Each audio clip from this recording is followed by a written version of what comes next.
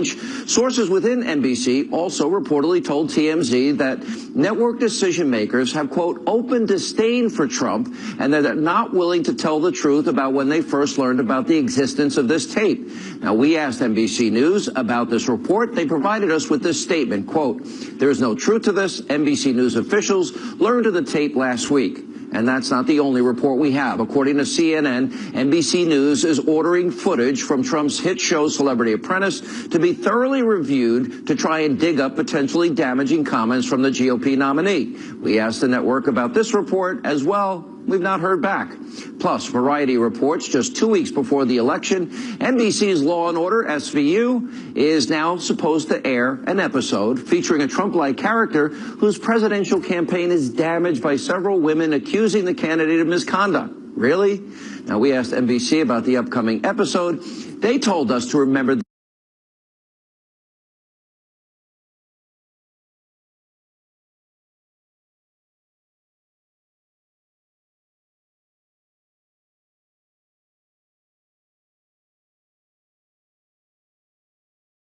that this is a fictional show. Now, on top of all of this inexcusable, blatant liberal bias, emails released by Wikileaks, allegedly from Clinton campaign chairman John Podesta's personal account between you and bragged how he got under Trump's skin. A New York Times reporter allowed the campaign to actually edit out certain quotes from Hillary Clinton before an article was published. The Boston Globe, they launched a coordinated effort to try and make Clinton look good during the Democratic primaries. And the head of Univision pressured the campaign to attack Trump harder over immigration. Now, the Clinton campaign boasted, quote, that every single interviewer was for her, meaning Hillary, after a trip to Michigan. And Donna Brazile, while working for CNN, the Clinton News Network, allegedly shared a question with the Clinton campaign before a town hall on the network. Brazile denies this. And if that's not enough, it gets worse. WikiLeaks also uncovered evidence that Clinton's campaign was tipped off by the Department of Justice about the release of information about Hillary's private email server. And the State Department also alerted Team Clinton about when emails connected to the Democratic nominee would be made public. That's just the tip of the iceberg. Here with reaction, editor-in-chief of LifeSet, Fox News contributor, nationally syndicated radio host Laura Ingraham, and I can't believe I see him here, and Fox News contributor Tucker Carlson. Good to see you both. Laura, let's start with you. It's NBC, it's CNBC, it's Univision, CNN, they're giving questions before a town hall. It's literally, let's see, the New York Times, the Boston Globe, the Washington Post, all an extension in every way imaginable of the Clinton press office. Now, all these media outlets, Sean, that you just rattled off, they're all part of what is essentially a super duper PAC for Hillary. Okay, this is beyond a super PAC. This is more influential than any super PAC because it controls what people see and what people hear and what people read. And the way campaigns are framed is still very important, even with the internet and even with talk radio and Fox. The way the mainstream media frames stories and rallies and news cycles still has an enormous, I think, influence on the way especially younger people feel, people who aren't all that steeped in politics, who just maybe take a quick read at things. And it's everything that we always thought and confirmed in these WikiLeaks emails. And it's going to simply lead to more cynicism about the press, more distrust toward the mainstream media. And, I think they're hoping to get some more tapes on Trump so they can take the spotlight off themselves. But as usual, the finger is always pointed back at you. You know, I think, Tucker, the other thing is she admits she's one person in public and she's a totally different person behind the scenes. And she's exposed. For example, she supports open trade. She wants not only open borders, she wants an open hemisphere. Right. 600 million people can come in here.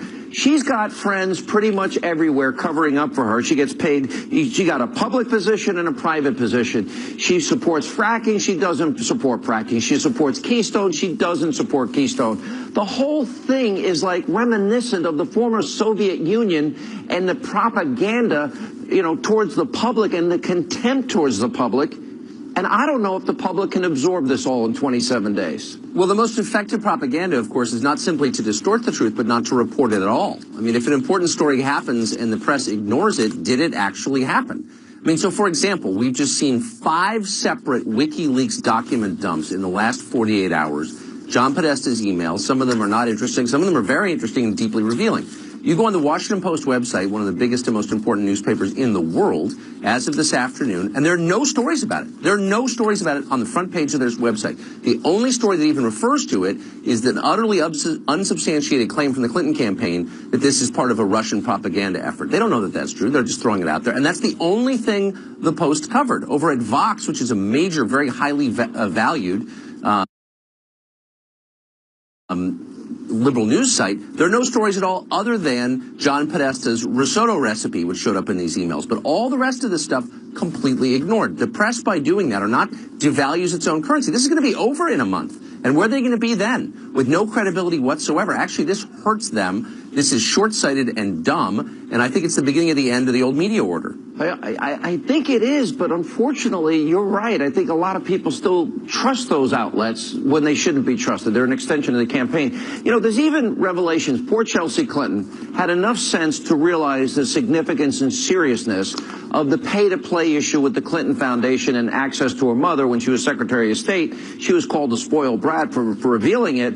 But then we find out, as it relates to the money they were raising with the Clinton Foundation for Haiti, Laura, that they're literally separating out the Clinton donors and friends of Bill to give them access for opportunities to make money. But again, this is what all of us thought all along. When the Clinton Foundation ran down to do all that work in Haiti, and much of it has been called into question, and we wondered at the time, well, is this State Department contracts? I mean, how is this all working? And it turns out that at least on a few occasions, and I imagine this is just the tip of the iceberg, that Clinton friends got preferential treatment. And Sean, the other issue that I thought, as a Roman Catholic, I found to be so disturbing is the Jennifer Palmieri comments and the Podesta comments about Catholics, especially more traditional Catholics, Catholic converts like myself. They didn't mention people by name. But the most, I think, derisive and dismissive it's even worse than that. Comments. You got John then they want to Podesta. Infiltrate the Catholic Church as well, according He's talking to about what John infiltrating Podesta the Catholic Church with left-wing progressive ideology. Get this, to foment revolution within the Catholic Church. Who thinks like this unless you're a statist Marxist, a really radical Alinskyite disciple? Let me give you a few more quickies here. We learned that Hillary hates everyday Americans. Between Podesta and Palmieri, we know, Tucker, that they said, I know she's begun to hate everyday Americans, but I think we should use it once. Seriously? And then we've got what we talked about, infiltrating the Catholic Church. And also they knew that Saudi Arabia and Qatar are funding ISIS, but she still took their money. I mean, it's breathtaking what we're learning here. Why are you laughing? It's not funny. Well, because it's every suspicion you ever had about the Clintons. It's true. If you and I are sitting around having a beer, I wonder what they're talking about over there at the Center for the American Progress or the Clinton Global Initiative. They're fighting about money, right? Because they're all getting rich on this stuff, and they're all needling each other behind the scenes and saying nasty things about each other over the spoils. They're attacking normal people, religious people, people of faith, right? And they're also basically lying about their motivations about everything. And now we rip off the covers, and it turns out to all be true. So again, we're pretty prescient, I guess. It's beyond scary. And Sean, it's about, as it always is about with the Clintons, it's about power and it's about money. They got a lot of money. They have almost $170 million. But they always want to hold on to the power, and they dole out the goodies to their friends and others who've been good to them over the years. And that is the corruption of Washington that Trump is really running against now, and I think it's really smart. People are fed up with it. Think about this, Laura. You have the Republican establishment against them, the Democratic establishment, the media establishment against them, even the UN establishment, globalist establishment is against them. I mean, can anybody overcome that united group of power if they're all opposing you? It's not easy.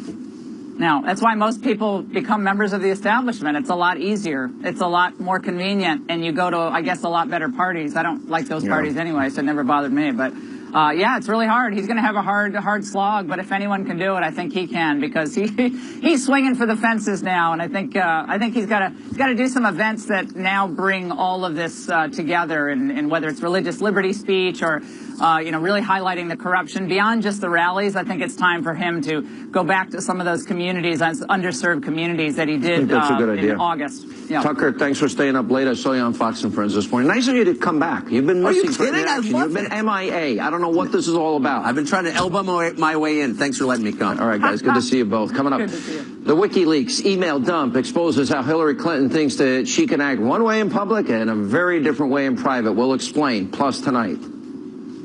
Crooked Hillary wants to end forever the American independence that our founders gave us. Our great founders are spinning in their graves. With only 27 days to go, Trump is holding nothing back. His son, Eric Trump, will join us in studio. And a quick programming note. Be sure to tune in tomorrow night at 10 p.m. 3 of Bill Clinton's accusers will join us on set. Juanita Broderick, Kathleen Willey, and Paula Jones will be here. Also tomorrow night, you'll meet a woman named Kathy Shelton. She was allegedly raped at the age of 12. Hillary Clinton defended the man accused of sexually assaulting Kathy. You wait till you hear her on tape, laughing and basically admitting she thinks he's guilty. An episode of Hannity you don't want to miss. Set your DVRs tomorrow night, 10 Eastern. We'll continue. More Hannity right after the break.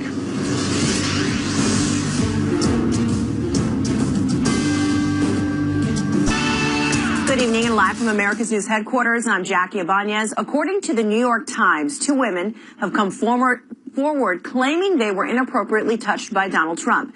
The New York Times says Trump denied their claims in a telephone interview earlier tonight. Trump's campaign also releasing a statement saying, quote, "It is absurd to think that one of the most recognizable business leaders on the planet with a strong record of empowering women in his companies would do the things alleged in this story." And for this to only become public decades later in the final month of a campaign for president should say it all. The accusations come less than a week after a 2005 leaked tape showed Trump boasting about kissing women without permission and grabbing their private parts. Trump has defended it as, quote, locker room talk, saying he's actually never done those things. I'm Jackie Ibanez. Now back to Hannity for all of your headlines. Log on to foxnews.com. Have a great night.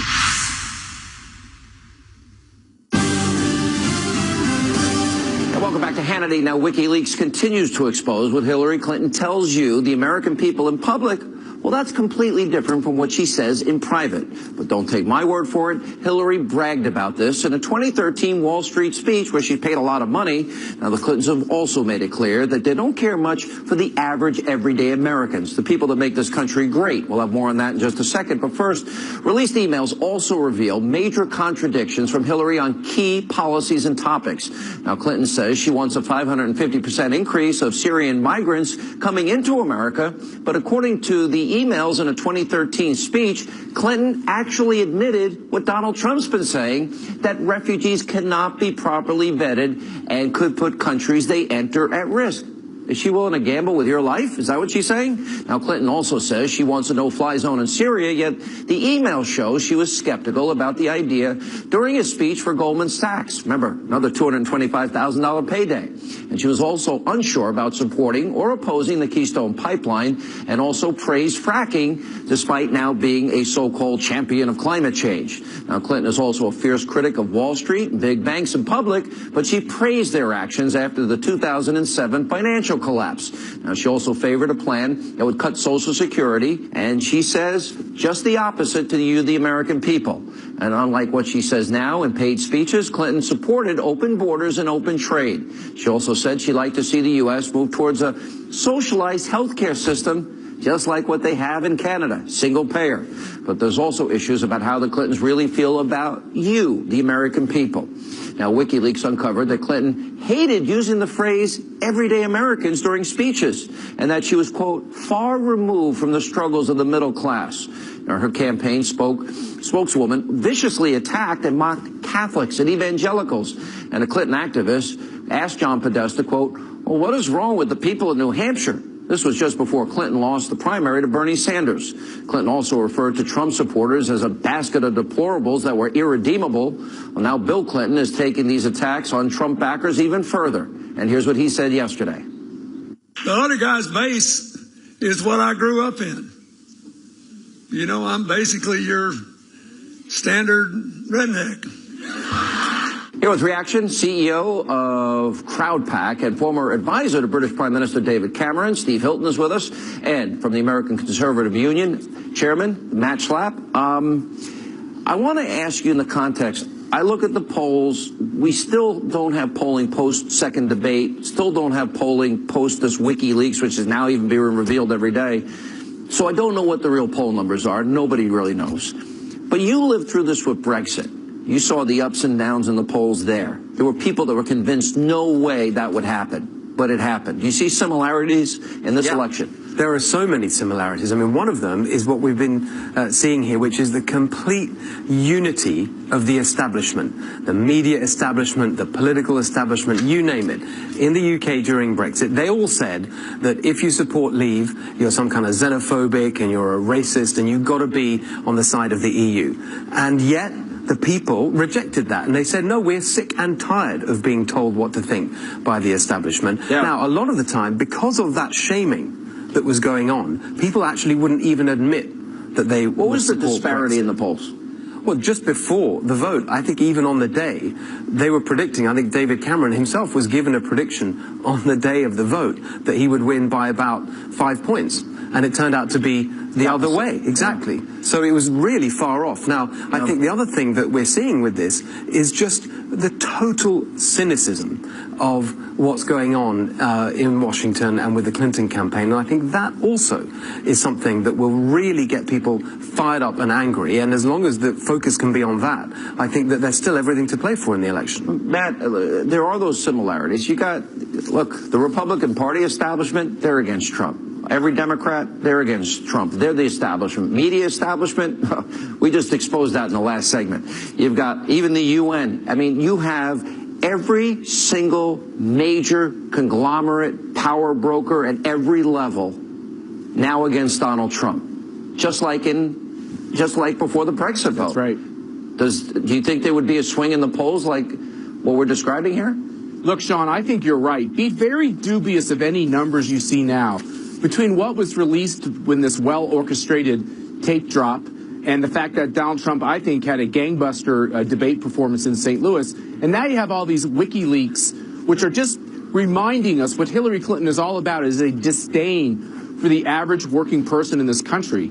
When you put that all together, I don't think you can really trust these numbers for several days to come, maybe a week or so. I think a week or so we're going to know where this race sits. Do you think in 27 days this level of contempt, the exposure of corruption and collusion between the Clinton campaign and the media, the Clinton campaign and the Department of Justice, the Clinton campaign and the White House, the let's take one position privately and another position publicly. Right. Do you think people absorb all of this in time? I worry about that, Sean. But the good news is this, which is the American people are getting the honest truth when the cameras are off and the doors are shut. And very different Hillary people. Clinton and her senior advisors really talk about the American people. What they've said about Catholics that we learned today is repugnant. It's not consistent with American values. They don't understand what makes this country great. And I think if those are the themes that come out just broadly from these leaks, I think it sets into the voter why they want to make change. And Donald Trump is the candidate of that change. I got to roll. Thank you. All right, coming up next on this busy news night tonight on Hannity. The election of Hillary Clinton would lead, in my opinion, to the almost total destruction of our country as we know it. Donald Trump calling out Hillary Clinton at a massive rally today in Florida. Up next, his son Eric Trump will join us right here in studio. Also later, Sheriff David Clark, Larry Elder, the Reverend Darrell Scott, they're here to weigh in on the mainstream media bias and collusion that's going on and how they're in the tank for Clinton. Quick programming note, the third and final presidential debate slated for next Wednesday in Las Vegas. And of course, it's going to be hosted by our own Chris Wallace. You don't want to miss it. We got more Hannity right after this.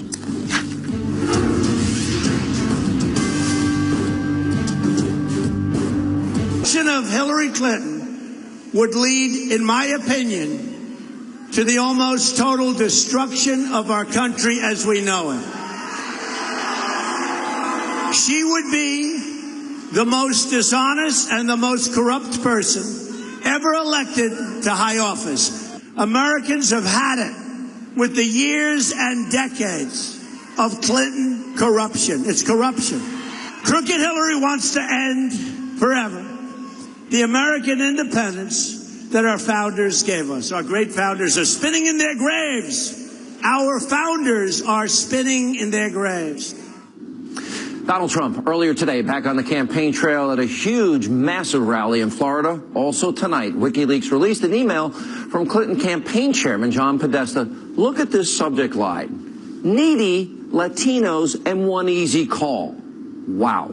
Joining us now is reaction from the Trump Organization, Donald Trump's son, Eric Trump. How are you? Hey, good to Sean. see you. How are you? I saw you had tweeted that out earlier today, so obviously you're paying attention to this. Imagine your father talked about needy Latinos. When does it end? You know, first it's deplorables, then it's irredeemables. It was super predators before then. Today it was rednecks. Now we're talking about Christians, evangelicals were getting killed earlier today by these emails. Now it's needy Latinos. It is, you know, they talk about us being the party of bigotry and the party of hate. And it's not until Julian Assange comes along and obviously releases these emails via WikiLeaks. The real Democrat. Remember the original release on the DNC? What did it show? It showed racism, sexism, misogyny, anti-Semitic language in there. And that's the very arguments they make against Republicans every 4 years. That's them. Look what else it showed. It showed corruption in Haiti. It showed that Donna Brazil was giving Hillary questions, you know, ahead of time for these debates. I mean, conspiring against Bernie. It truly shows the true level of corruption in our government. I mean, and in the Democratic Party. I mean, it's actually very, very scary. And this is serious stuff. And it's actually a real shame that most of the mainstream media isn't paying more attention to it. You do. But most of the mainstream media isn't paying attention to this because this undermines democracy. It undermines the way of our life. Eric, I have been brutalized by the mainstream media. I know. I'm a commentator. I know. I say I'm a conservative. I'm open. I'm supporting your dad for president. I'll proudly pull the lever for him. But NBC, CNBC, Univision, CNN, MSNBC fed questions to Hillary. You know, the New York Times, Boston Globe, Washington Post. They're colluding with the campaign. And they're going to criticize me, and I'm honest? Yeah. I mean, you've got corruption in the Republican establishment, the Democratic establishment, the media establishment. Your dad's up against a lot of establishment. And by the way, this is corruption of the worst form. And this is corruption that costs this country trillions of dollars. This is corruption that's cost this country lives. This is corruption that compromises national security. I mean, this is real stuff. I mean, this is real stuff. This is actions. This isn't words. And people have to be held accountable. This is the commander-in-chief of the free world. How do you hold them accountable but to elect your dad? Well, you know, when you look at the interesting little complicated webs, right, where you have, you know, the sons and daughters of major, you know, the CEOs of these major news networks, and they're working at the Clinton Foundation. You have all these little intricate webs. It's difficult. And they sow these ties for this purpose. They do it for their own political gain. And here's what's happened in the meantime, the stats I give out on the economy. Sure. Okay, 13 million more Americans on food stamps, 8 million more in poverty, the lowest labor participation rate since the 70s, 95 million Americans out of the labor force, worst recovery since the 40s, lowest home ownership rate in 51 years, 1 in 5 American families, not one person in that family working, and we've doubled the debt. Sure. And they don't want to report that. And they don't want to report that. I say it every night. How about the scariest thing? The fact that median incomes in this country haven't gone up in 15 years. Median incomes haven't gone up. And actually, Sean, they've gone down because if you think about it, all of our expenses are higher, right? Our taxes are higher. Our utilities are higher. Healthcare, Obamacare is a disaster. Obamacare is up $4,100 per family. And think about that. So if you have median incomes, if people haven't gotten a raise in this nation in 15 years and all of your expenses are higher, it's no wonder why people are working 2 and 3 jobs just to try and get back. You know that there was a stat that came out the other day, 1 in 7 Americans don't have $1,000 in savings. They're 2 paychecks away from being one of the 13 million Americans on food stamps. Yeah, and we have $20 trillion worth of national debt, which is going up exponentially. We've got $1.4 trillion in student debt. I mean, it's really incredible. How does the country absorb all of this in 27 days? No, listen, I think we've started an amazing movement. My father started an amazing movement. I mean, I've been in every single state. I just got back from Colorado yesterday. I had an amazing couple of days there. I was in Maine. I was in New Hampshire. I was in everywhere. There's a movement out there, Sean. People get it. People want... You see the crowds. People want this country... Enthusiasm. People want this country back. They're sick of corrupt politicians, and that's what we have in Washington, D.C. You see these closed-door deals. Look at this Russian uranium deal, where Hillary approves 20% of the United States uranium going to Russia. I mean, this is the material used to make nuclear weapons. And then the Clinton Foundation gets $145 million for it. I mean, talk about compromising national security. It's scary stuff. When you think of Hillary saying these two things, you need a public and private position, and she doesn't like the everyday Americans. It's amazing. That to me says everything you would need to never get elected. Well, then she also says, listen, I'll be the hardest person in the world on Wall Street. But then she goes to Wall Street and says, you'd be the perfect people to solve Wall Street's problems. But they paid her $225,000 for that speech. Amazing. And by the way, when you're an employee of the government, when you're Secretary of State, shouldn't you be working on behalf of the people of this country as opposed to giving paid speeches? You know, if you're giving hour-long paid speeches, you need to prepare, you need to travel, you need to do everything else. I mean, don't you think that's a distraction toward your job? How about 55% of the people that got to see her as Secretary of State were donors to the foundation? That's called paid to play. Yeah. And then the Haiti Foundation you talked about, they literally separated a list for donors so they could capitalize on the rebuilding of Haiti. Listen, I ask a question every single day. They came out of the White House and they claimed, Bill and Hillary, they claimed they were quote-unquote dead broke. Now they're worth $250 million. And the question I always ask was, what product did they sell? How did they go from zero to $250 million? What product did they sell? And, nothing. And by the way, when you ask that question, I think a lot of people understand what was really happening there, and it's very, very sad. Eric, good to see you, buddy. Hey, great to see you, Sean. 27 days. You ready? We'll get it. We're going to get it. I Up promise. next, tonight on Hannity. Wikileaks also shows something I have been warning about for a very, very long time. The media is simply an extension of the Clinton campaign.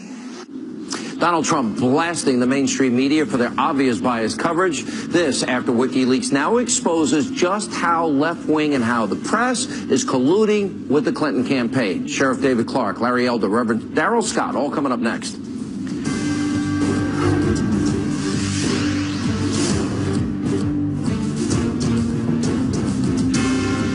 Hillary Clinton documents. Have you been seeing this, what's going on? Released by WikiLeaks, make more clear than ever just how much is at stake in November. And by the way, these dishonest people, mainstream media, they don't talk about this. WikiLeaks also shows something I have been warning about for a very, very long time. The media is simply an extension of the Clinton campaign. Reporters who work for these outlets, like the Washington Post or the New York Times, may think of themselves as journalists, but they're actually cogs for a corrupt political machine. Donald Trump earlier today talking about the WikiLeaks email dump, and it clearly shows, yes, he was right all along, and I've been right all along. Remember I said in 2008, journalism is dead in America. You see it here, the mainstream media in the tank for Hillary Clinton. The depth beyond anyone's imagination. Here with reaction, Milwaukee Sheriff David Clark is with us, radio talk show host Larry Elder, and the CEO for the National Diversity Coalition for Trump, Reverend Darrell Scott. Larry, it's everything you and I have talked about and known for years. NBC, CNBC, CNN, let's see, Univision, MSNBC's fed questions, CNN feeds questions ahead of time. The New York Times, Washington Post, Boston Globe, they are an extension. They are the Clinton campaign. It is so corrupt at a level that nobody really believed, I guess, until now. And, Sean, something else that you and I have been talking about for 30 years, which was revealed in these emails, the one between John Podesta and Hillary. For whatever reason, they're talking about why some groups succeed, like Jews and Hindus and Chinese, and why others don't, like blacks and Muslims. And what they say is blacks and Muslims will not be successful irrespective of circumstances, their expression. And what they're really saying is what you and I have been saying for a long time, and that is to be successful, it's about drive and hard work and self-sacrifice and not blaming other people. That's what they believe, but what they tell you is that you are being oppressed by systemic racism, structural racism, institutional racism. Therefore, we're going to have a program for you, whether it's a set-aside or Head Start or affirmative action. They're laughing at you behind your back, recognizing that these programs are nothing more than instruments designed to get votes for us, but not designed to make you succeed. And it's insulting. What they've been saying all along is what George Bush called the soft bigotry of low expectations. They are lying to black people, telling them they're victims while behind your back recognizing that success is about hard work and drive. You know, and it's more than that, Sheriff. There's a legal aspect to all of this, and that is the collusion that we now know that went on with the Department of Justice giving heads up to the Clinton campaign during an investigation, the White House working together with the Clinton campaign on talking points. The level of collusion, I think, would put all four of us in jail, but there won't be the investigation that we probably need. Oh, without a doubt. Look, the word ethics and journalist should never be used in the same sentence. The corruption is abound. All of our institutions of government have been infected by this corruption, and to put Mrs. Bill Clinton in office would only continue it, would probably deepen it. The United States Department of Justice is corrupt. When the Attorney General Loretta Lynch meets Bill Clinton on a tarmac days before they make the decision not to charge Mrs. Bill Clinton with a mound of evidence of criminal activity, when Eric Holder wouldn't turn over papers to Congress that he was supposed to do by law, and he's been the only Attorney General to be found in contempt of Congress. You look at the IRS with what's going on there with you know, the attacks on conservative 501(c)(3)s. It goes on and on and on. Lois Lerner, the head of the IRS, they just thumb their nose at the rule of law. The law only pertains to, like you, Sean, said, it only pertains to you and I and the little guy, the everyday guy, but it doesn't apply to them. This is very dangerous. This is very disheartening. The courts are corrupt. Aspects of Congress are corrupt. It is all throughout the federal government. Only Donald J. Trump gives us a chance to break up this Washington cartel and return power back to the states, to the people. As a pastor, Reverend Scott, when we see John Podesta is discussing infiltration of the Catholic Church. Remember, these are people that can't say radical Islam, interestingly, and we can't have any surveillance of controversial mosques, but they want to infiltrate the Catholic Church with their progressive ideology for the purpose of fomenting a revolution. Wow. I mean, to be honest, Sean, I'm amazed but not surprised. The Bible speaks of deeds being done in darkness being brought to the light, and these are dark deeds that are being, amen, brought to the light.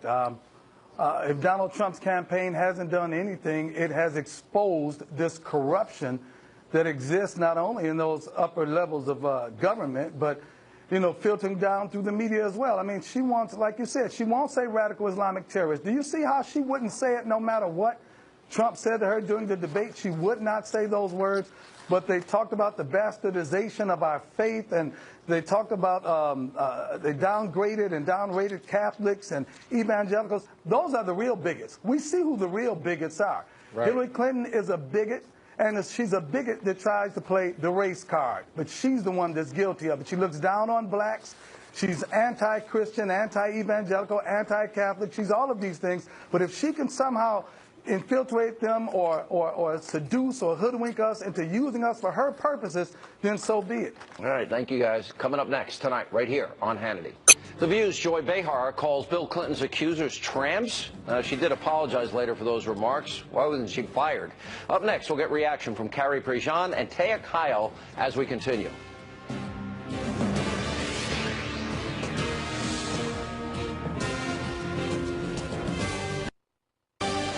Welcome back to Hannity. So earlier this week, Joy Behar sparked outrage after she made this comment on The View about Bill Clinton's accusers. Listen to this.